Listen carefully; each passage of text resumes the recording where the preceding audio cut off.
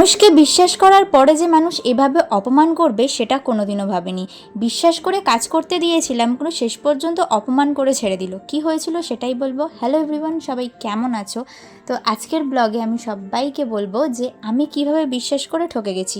দেখো, বিশ্বাস করা মানুষকে মানুষই বিশ্বাস করবে, এটা খুবই স্বাভাবিক একটা ব্যাপার। তো আমার নাচের স্কুলের পরীক্ষার জন্য আমি কিছু অর্নামেন্টস অর্ডার করেছিলাম, আর সামনেই প্রোগ্রাম ছিল সেটার জন্য। কিন্তু তারপরে যখন জিনিসপত্রগুলো হাতে পেলাম তখন যেটা দেখেছিলাম, তারপরে ওনাদেরকে বলেছিলাম দেখুন কিছু ডিসমিস আছে, এগুলো আপনাদের ভুল। কিন্তু ওনারা মানতে রাজিই নয়, ওনারা মানছেন যে এরকমই হয়, এরকমই হবে। তারপরেও অনেক কথা, অনেক অপমান, সে আমার থেকে ছোট, তারপরেও আমি তার কাছ থেকে ক্ষমা চেয়েছি লিটারেলি, যে তুমি যদি আমার কথায় খারাপ ভেবে থাকো। সে ডিসপুট পাঠানোর পরেও আমি সমস্ত কিছু কনসিডার করেছি। আমি তাকে শুধু একটা কথাই বলতে চাই, লাইফে অনেক কাস্টমার পাবে, অনেক কিছুই পাবে, তো সব কিছু ম্যানেজ করে লাইফে চলতে হবে। আমার কোনো রাগ নেই তোমার প্রতি। সবাই খুব ভালো থেকো, বাই বাই।